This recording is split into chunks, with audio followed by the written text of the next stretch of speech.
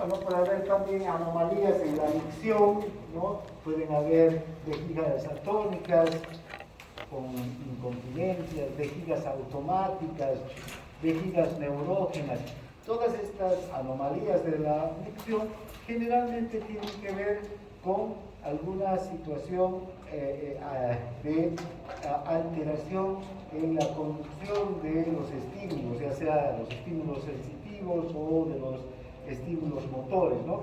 Esta vejiga atónica, por ejemplo, destrucción de fibras nerviosas sensitivas, las fibras simpáticas que llevan el estímulo. El paciente no siente el deseo de micción. O esta vejiga automática que se debe a una lesión de la médula y que afecta a la región sacra, y entonces quien controla los movimientos de la vejiga, el parasimpático, pero no el parasimpático craneal, no es el nervio vago, sino son las terminaciones nerviosas que salen del sacro, del parasimpático sacro.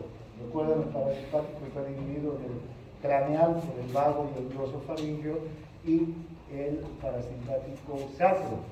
Entonces, si hay una lesión en la región sacra, puede darse esto. También la vejiga neurógena, que no tiene una inhibición debido a la falta de señales desde el cerebro. Entonces, estas anomalías de la vejiga pueden estar muy vinculadas con los estímulos sensitivos o las respuestas motoras, ¿no? Para la eliminación del órgano. Solamente para que muy bien, ahora empezaremos a hablar del filtrado glomerular, el primer proceso de producción de la orina. Hemos dicho entonces que cuando, bueno, volveré mi vejiga, volveremos esta vejiga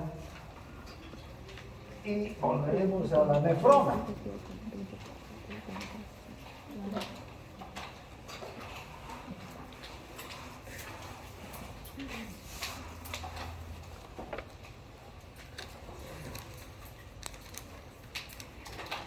Glomérulo y la cápsula de Bowman, ¿ya? Bien, entonces vean, el filtrado glomerular no es nada más que un líquido que se filtra desde el glomérulo hacia la cápsula de Bowman. Este líquido tiene las mismas, digamos, los mismos componentes que el plasma, excepto que no tiene proteínas. Después, todos los componentes entonces del líquido extracelular vamos a encontrar en este filtrado: agua, iones, glucosa, aminoácidos. No vamos a encontrar ácidos grasos, porque los ácidos grasos están ligados a las proteínas, viajan en el plasma ligados a las proteínas, entonces no se filtran. Tampoco vamos a encontrar gran cantidad de calcio, porque la mitad del calcio del líquido extracelular está ligado a las proteínas plasmáticas, como hemos visto ayer, hemos hablado ya de esto, ¿no? Pero después todos los otros elementos libres que están en el plasma y que son parte del líquido extracelular van a estar en las mismas concentraciones, entonces en el filtrado glomerular. Entonces, ¿cuánto de sodio habrá? 142 miliequivalentes. ¿Cuánto de potasio? 4 miliequivalentes. ¿Cuánto de bicarbonato? 28 miliequivalentes. Es lo mismo que el plasma, lo vamos a encontrar en este filtrado glomerular. Eso recuerden. Lo único que no hay es proteínas, ¿ya? Y desde luego no hay glóbulos rojos, no hay glóbulos blancos, ¿no? Si encontramos proteínas, eso quiere decir que hay una falla aquí, una alteración. Cuando se encuentran proteínas en la orina, por ejemplo, eso se conoce como proteinuria, y eso ya es un signo de alteración del funcionamiento renal. ¿Ya? Entonces no tiene que haber proteínas nunca en la orina. Bien, ahora, ¿cuánto de líquido se filtra? Ya les decía, en un lapso de 24 horas, aquí se van a filtrar 180 litros. Vean qué cantidad más grande, que incluir, ¿no? De esos grandes de líquido. Vean, ya pueden darse cuenta del trabajo que tiene el riñón durante las 24 horas. Esos 180 litros están a una razón de 125 mililitros por minuto. Entonces, cada minuto se filtran 125 mililitros hacia la cápsula de Bowman. Y esos 125 mililitros recorren los túbulos. Van a recorrer los túbulos y al final, entonces vamos a volver a hacer eso. Aquí en las pelvis podemos tener entre 1 a 1.4 litros de ¿qué? De orina. ¿Y cuánto se va a reabsorber? 179, 178 litros se van a reabsorber de todo ese líquido, con sus componentes además. Bien, ahora, este filtrado del líquido se debe también a fuerzas físicas, o sea, este líquido no sale espontáneamente, sino está controlado por fuerzas físicas que nosotros ya conocemos, que son la presión hidrostática y la presión coloidosmótica. ¿Ven? Aquí hay que ver una característica interesante, que la presión hidrostática es de 60 milímetros de mercurio, ya hemos dicho en el glomérulo. Pero también la presión coloidosmótica cambia. Como quiera que está saliendo mucho líquido, la sangre que queda en el glomérulo, ¿ven? Por decirlo así, se espesa. Es decir, aumenta la cantidad de ¿qué? De proteínas, porque no salen proteínas. Las proteínas se quedan en el glomérulo. Entonces la presión coloidosmótica también va a aumentar. Ya no es de 28 milímetros de mercurio, sino es una presión de 32 milímetros de mercurio. ¿Sí?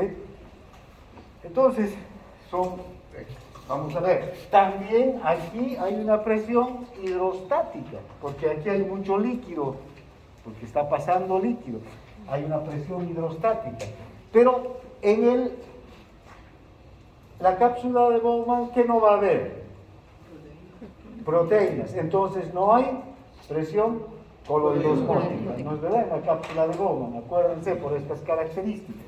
Entonces, las mismas, digamos, presiones van a ser las mismas fuerzas físicas que hemos visto que determinan el filtrado en el capilar sistémico, van a determinar el filtrado en el glomérulo hacia la cápsula de Bowman. Entonces la presión hidrostática va a ser de, ¿cuánto hemos dicho? 60 milímetros de mercurio. La presión coloidosmótica, 32. 32.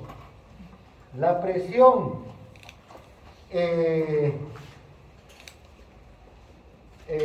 hidrostática de la cápsula de Bowman de 18. Ahora, ¿cuáles son las fuerzas que favorecen y cuáles son las fuerzas que se oponen? Esta fuerza favorece y estas dos se oponen. Entonces, si sumamos estas dos, ¿cuánto nos da? 50. Y estos 60. Si restamos 60 menos 50, 10 milímetros de mercurio a favor de la filtración. Entonces, vean, por eso es que por estos 10 milímetros de mercurio que están a favor de la filtración, se van a filtrar 180 litros de agua durante las 24 horas. Por esta presión grande, ¿no?, a favor de la salida del líquido. Entonces son estas fuerzas que también van a determinar la salida de líquido. Y desde luego también está la permeabilidad capilar que se da por el área de superficie de los capilares, ¿no?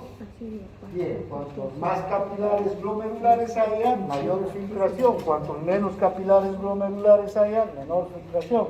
Entonces, eso va a depender de la integridad del riñón, de nuevo. Ahora, vean, analizaremos un poquito la membrana capilar del glomérulo. Si ustedes recuerdan, la membrana capilar de los capilares sistémicos solamente está conformada por las células endoteliales y la membrana basal, no hay nada más, ninguna otra estructura. Aquí vamos a tener que la membrana capilar del glomérulo tiene 3 capas. Una primera capa es el endotelio capilar, o sea, las células endoteliales con sus poros, con sus fenestraciones. Estos poros tienen una característica, son poros estrechos que solamente permiten que se filtren sustancias de bajo peso molecular. Las proteínas por eso no se filtran. Por otro lado, estos poros también tienen cargas negativas. Hola, ¿cómo estás? Igualmente. Estos poros tienen cargas negativas y las proteínas, ¿qué tipo de carga tienen? Negativa, entonces se repelen, ¿verdad? No pasan con facilidad. Luego, la membrana basal, esta es la membrana basal, está compuesta por proteoglicanos, por colágeno y también está dotada de cargas negativas. Otra barrera para el paso de proteínas y sustancias con pesos moleculares altos. Y finalmente, hay unas células epiteliales que se llaman podocitos.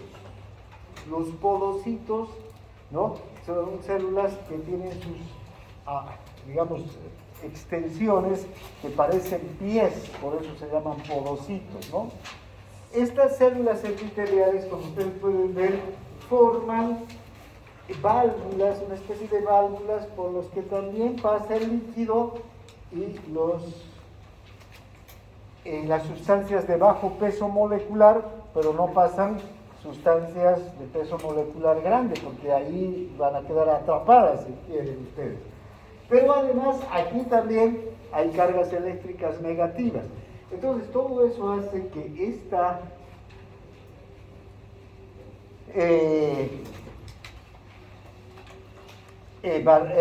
membrana capilar sea totalmente impermeable para las proteínas y para sustancias de peso molecular alto. Por eso es que nunca vamos a encontrar proteínas en la orina. Si se encuentran, ya saben, es un síntoma de patología, de enfermedad, ¿no? Bien, de alteración renal. Aquí tenemos, solo para que podamos hacer una comparación, las características del filtrado, ¿no?, de la capacidad de filtración que tienen ciertas sustancias. El agua, que tiene el menor peso molecular de 18, es la sustancia, la molécula que más fácilmente filtra, y le vamos a poner un valor de capacidad de filtración de 1. El sodio, con un peso molecular de 23, la glucosa de 180, también tienen la misma capacidad de filtración de 1, filtran con facilidad. La inulina, que es una sustancia que sirve para precisamente determinar la capacidad de filtración de los riñones, no es una sustancia que se produzca en el organismo, sino que sirve para diagnosticar la capacidad de filtración glomerular, también tiene de 1. ¿Sí? Si ustedes ven la mioglobina, la albúmina en especial, que es una proteína plasmática de alto peso molecular de 69.000, es totalmente impermeable porque tiene una capacidad de 0,005, no pasa entonces los poros, ni los porocitos, ni la membrana basal, ninguna de estas estructuras. Bien, Todas entonces las moléculas con carga negativa se filtran con menos facilidad. Todas las moléculas con peso molecular alto se filtran con menos capacidad o no se filtran. En cambio, las con peso molecular bajo y carga positiva se filtran rápidamente, ¿no? Recuerden esto, porque cuando vean fármaco también van a ver cómo hay fármacos, medicamentos que se filtran y se eliminan por los riñones, por el filtrado glomerular, pero tienen que tener ¿qué? Peso molecular bajo, tienen que tener también cargas negativas o neutras, pero tener un peso molecular bajo. Hay otras que no se filtran, no se eliminan por los riñones, no se eliminan por el filtrado. Hay otras como por ejemplo la penicilina, que se eliminan a través de la secreción tubular. En los túbulos se elimina la penicilina. Bien, ahora, ya hemos visto cuáles son los determinantes del filtrado glomerular. Hace un instante hemos hablado de estas presiones y la presión neta de filtración de 10 milímetros de mercurio, ¿no? Aquí se producen entonces, aquí tenemos la presión hidrostática del glomérulo, la presión poloidosmótica del plasma a nivel del glomérulo y la presión de la cápsula de Bowman, la presión hidrostática de la cápsula de Bowman. ¿Cuáles son las presiones que favorecen? La presión hidrostática. ¿Y cuáles se oponen? La poloidosmótica y la de la cápsula de Bowman. ¿Sí? Si sumamos estas dos, 50, 60 menos 50, 10 milímetros de mercurio que favorecen entonces la filtración. Por eso se filtra tanto líquido desde la cápsula de Bowman a los riñones. Entonces, vean, si aumenta la presión de la cápsula de Bowman, la presión hidrostática de la cápsula de Bowman, vean, ya no 60 sino 70, ¿qué va a pasar? Tenemos una diferencia mayor todavía, 20 milímetros, ¿no? Entonces se van a filtrar mayor, va a aumentar el filtrado. Si aumenta la presión coloidosmótica, en cambio, en la cápsula de Bowman, digamos de 38 a 40, ¿qué va a pasar? Menos filtrado, porque va a evitar el filtrado la presión coloidosmótica. O también el aumento de la presión a nivel del capilar glomerular va a aumentar el filtrado, ¿no? Bien. Y no, más bien, y se aumenta en la cápsula de Bowman la presión, aquí, y en vez de 18 llegamos a 32 o a 25, va a evitar el filtrado, se va a oponer al filtrado, ¿no? Bien, entonces está claro esto. Bien.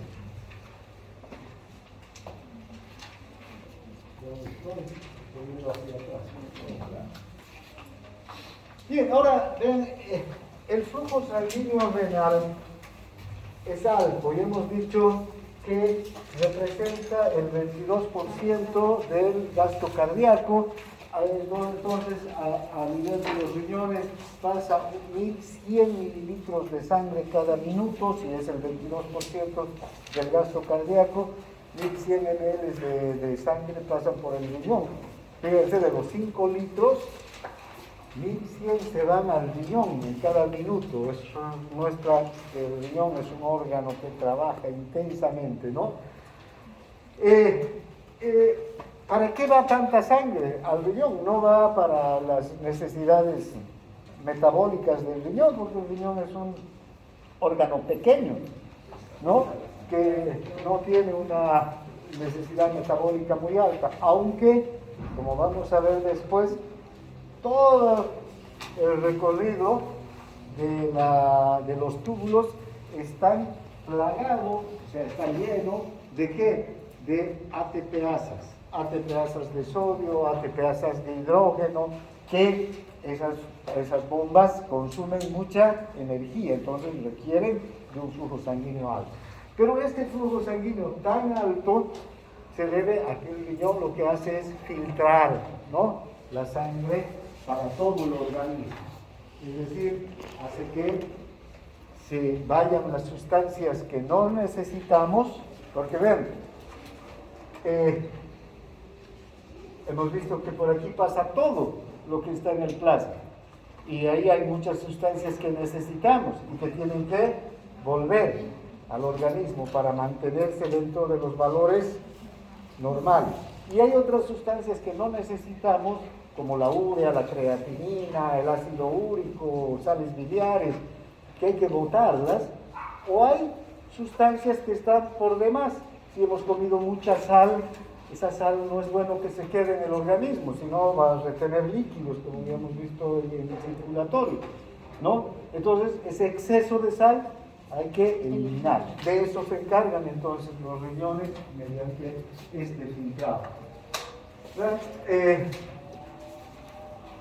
El consumo de oxígeno en el riñón es alto, ya les decía, por este motivo de que en este trabajo que hay a nivel de los túbulos hay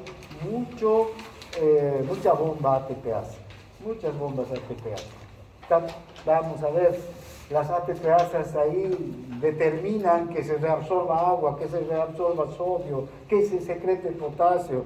¿Para qué? Para mantener las concentraciones. Hay ATPases de hidrógeno también, ¿no? Entonces, hay una actividad intensa de medios de transporte, tanto de medios de transporte activos como de medios de transporte pasivos. Bien, en especial la reabsorción de sodio demanda muchísima inversión de energía para el riñón. Bien, ahora la filtración glomerular tiene un control fisiológico a partir del flujo sanguíneo renal, ¿no? ¿Ven? La activación del sistema nervioso simpático reduce el filtrado glomerular. ¿Por qué? Porque se contraen las arteriolas renales y se reduce el flujo sanguíneo. Vean, ¿esto qué significa? Ya hemos hablado que cuando se activa el simpático, cuando estamos en estrés, ¿vean?, disminuye la secreción de orina y la formación de orina, porque el estrés va a influir en cuando estamos en estrés hay una descarga de noradrenalina en todas las arteriolas, ¿no es verdad?, periféricas y en especial de las vísceras, de los órganos. Y esta descarga de noradrenalina también llega a esta arteriola, a la arteriola aferente. Y la noradrenalina sobre la arteriola aferente, ¿qué va a hacer? Se va a contraer. Y si se contrae, disminuye el diámetro. Y si se disminuye el diámetro, disminuye el flujo, la cantidad de sangre que llega al glomérulo. Y si llega menos sangre al glomérulo, filtra menos. Está claro, ¿no es verdad? Con la adrenalina, la noradrenalina tienen ese papel, ¿no? La angiotensina 2 también contrae las arteriolas eferentes, pero va a incrementar la reabsorción tubular de sodio, de agua, y va a ayudar a regular el filtrado glomerular. Entonces, ¿dónde actúa la angiotensina 2? Aquí. ¿Fíjense? Y la angiotensina 2 también, se pasará el perrito, ¿no?, que era por ahí, quedó atrapado en algo, o alguien ha venido con su perro y lo dejó amarrado. Bueno, no podía meterlo a clase seguramente. Bien, vean, la angiotensina 2 actúa aquí. ¿Cuándo se produce angiotensina 2? La angiotensina aldosterona. ¿Para qué? Para aumentar la reabsorción de sodio y de agua, ¿no es verdad?, a nivel de estos túbulos. Entonces, evita que haya mayor salida de líquido hacia el capilar. El óxido nítrico también, que se produce en el endotelio, también hemos visto que el óxido nítrico se produce en el endotelio, reduce la vascularidad renal. ¿Por qué? Porque el óxido nítrico es vasodilatador. Entonces, ayuda a... la endotelina es vasoconstrictora, pero la endotelina se produce cuando hay un daño en el vaso, en el endotelio. En este caso, el óxido nítrico se produce fisiológicamente en algunos órganos que van a aumentar su actividad, su flujo, ¿no? O sea, necesitan aumentar el flujo. Las prostaglandinas, la bradicinina, etcétera, tienden también a aumentar el flujo. ¿Por qué? Porque producen vasodilatación. Esto es lógica, ¿no? Si hay prostaglandinas, bradicinina, histamina, ¿qué producen esas sustancias? Vasodilatación, aumentan el flujo sanguíneo. Bien. Ahora hay un mecanismo que es la retroalimentación túbulo-glomerular en la autorregulación del flujo sanguíneo. Y aquí entra en juego estas células de la mácula. Este es un mecanismo muy importante del que vamos a hablar varias veces. ¿Ven? Entonces tenemos, vean, aquí a nivel de la mácula tenemos dos componentes, un mecanismo arteriolar aferente, la arteriola aferente y la arteriola eferente, ¿no? Aquí, bueno, esta entonces viene a ser la aferente, la que está llevando la sangre, y esta, la que está sacando ya la sangre del glomérulo. Ahora, esta es la aferente, sí. Entre las dos arteriolas pasa el túbulo, y en ese punto en el que pasa, si estas son las dos arteriolas, ¿vean? Y este es el túbulo, ¿vean? En el túbulo, en este túbulo, que hay estas células, ¿no? Son diferentes tipos de células. Estas células, ¿no? Estas son las células yuxtaglomerulares que van a detectar, por una parte, las presiones que están en las arteriolas, ¿no? Son capaces de detectar las presiones en las arteriolas, pero también van a detectar la composición, en especial la osmolaridad, la concentración del sodio y otros productos, básicamente del sodio, a nivel de la mácula densa, y también la cantidad de líquido que hay en el túbulo, que está pasando a través del túbulo.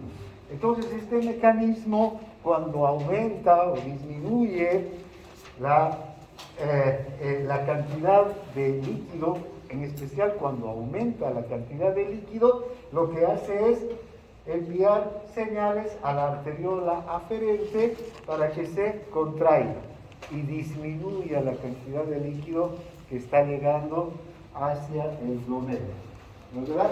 Y las otras se pueden más bien dilatar para que salga mayor cantidad de líquido. ¿Qué pasa si llega menos líquido y sale más líquido? La presión en el glomérulo va a disminuir, y si disminuye la presión en el glomérulo, disminuye la filtración, disminuye las fuerzas netas de filtración, ¿no? Entonces, este mecanismo es importante para esos.